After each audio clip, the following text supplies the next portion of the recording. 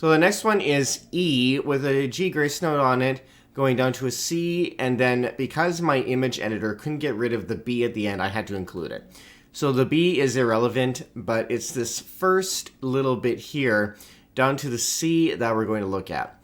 So it's very similar to the E down to the low A burl that we just looked at with a D grace note. This one has a D grace note in it as well. So we're going to play it because I thought that it's probably also something that you likely won't see in light music. So we're going to do the same thing starting at E. And one thing I should point out with this particular movement is that all of the notes before the C are small. So if you're not quite familiar with pipe music yet, maybe you're just starting to learn it, or you haven't been playing it for a while, you may be wondering, where exactly do you start this movement on? You don't start it on the C. Typically, you would start it on the first larger note. In this case, it's the first C, right? It's the bigger, more profound note visually. So here we're starting on an E, not a G. We're starting on an E. We're doing the G grace note on the E, and we're going to do the D grace note down to C. So I'm going to show you here.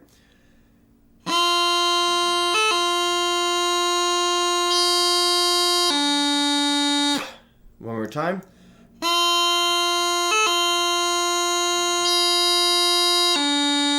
So that's doing a slow motion. Now if I speed it up to regular speed.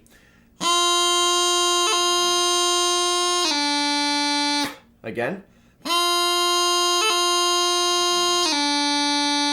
So it's going pretty quickly, but we're going to slow it down again, and I want you to watch it a little bit. And if you're still not quite sure about how to play these, please leave a comment down below, and we will look at these more closely, because I believe that the way that pibroch is written compared to light music, people are uncertain of how to play the movements in pibroch, and they're unsure about how to actually play it and how fast to go with it. Pibrochs typically don't come with a tempo suggestion. There's no recommendations for that. So I could get into more of it, but right now we're not going to do that. So right now we're just going to stick with the speed that I'm playing these at, and we will possibly look at that later. So let's start with the E. We're going to slow this way down to what I did before the beginning of this particular movement. And we're going to go down to the C with the D grace note between them. Going slow. And then G grace note. And then you gotta play D.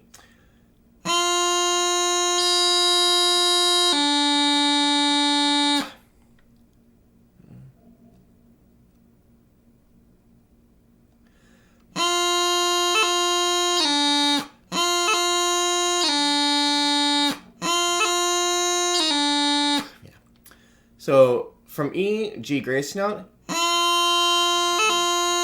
and then play D with the E. I know it's technically considered false fingering, but that's because we're playing it slow, and it's technically considered a bridge.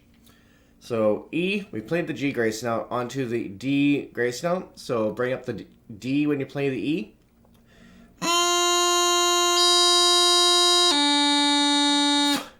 Again, from the E, no grace note.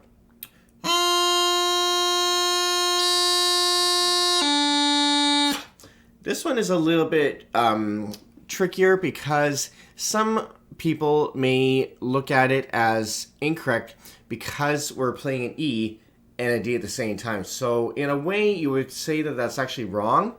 But when you speed it up,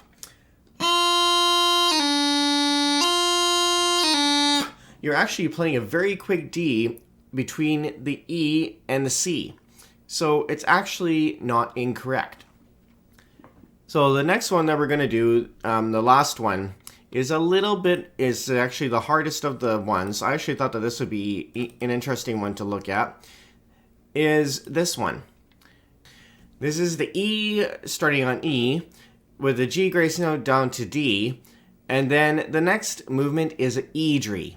Idris are actually really fun, and the Idris are actually played in light music, typically in reels and maybe some jigs, but typically just reels. So with this one, it's actually really fun to play. However, I would recommend that you start slow, keep the clarity and refineness in your playing until you get to a comfortable level that you know that you can be in control of how fast you're playing this movement, and then start to speed it up. But it sounds really cool once you get up to the proper speed. So I'll play it slow.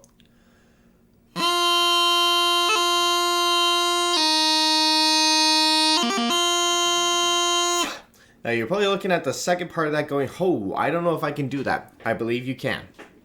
That's why we're going slow with this. So I'll play it one more time.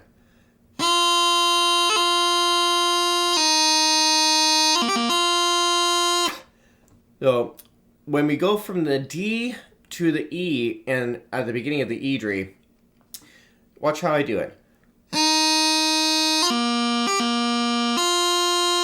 So you're going to go from the D, you're going to play an E grace note down to low A, then play E grace note, which is this one.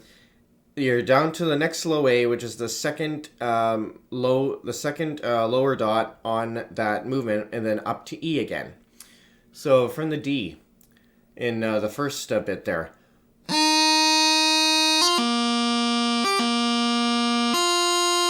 One more time.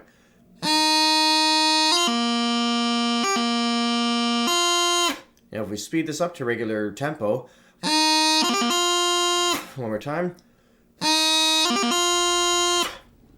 So we're going to bring that back down to the tempo that we started with, and I want you to play along with me. And if you don't get this right away, please don't be discouraged.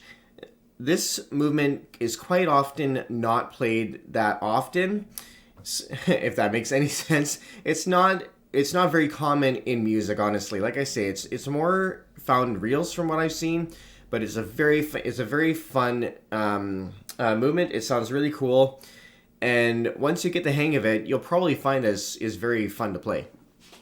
So starting from the E, we're going to do the G grace note on the E, this one, down to the D, and then we're going to get into the Idri. So play with me.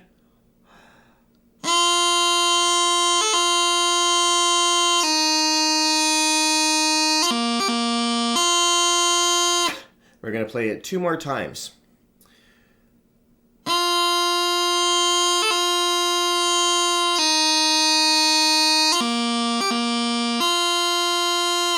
And again.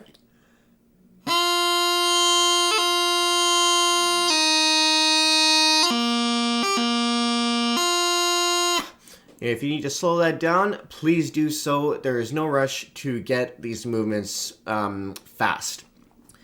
Playing movements like this, especially ones that come from Piobaireachd mainly, is crucial. You need to play them slow and then build them up. I have students who play tunes really quickly, and as soon as they start to play quickly, I mentally make a note to explain to them that they need to bring it back, because when they bring it back, the clarity of their playing opens up and they hear things that they do not hear when they're playing faster. So these are 3 movements typically in Piobaireachd. Then you'll see the third one can be found in reels and also some other tunes, maybe like jigs and hornpipes. So I'll leave exercise down below in the description that'll go to my website under resources. I hope that you enjoyed today's video. Let me know if there's any other movements or types of movements that you would like me to go over, and I will be happy to do a recording of them. I also have a blog going on my website. I send them out every now and then to let all of my viewers know about what's happening, at least the ones that are subscribed. So if you would like to know what's happening and what I'm working on, please subscribe to that blog. And like I say, I send them every now and then. If you like the video, please give it a thumbs up, give it a like, subscribe to the channel. We're almost at 700 subscribers. I'm really excited for that, and I will see you in the next one. Take care.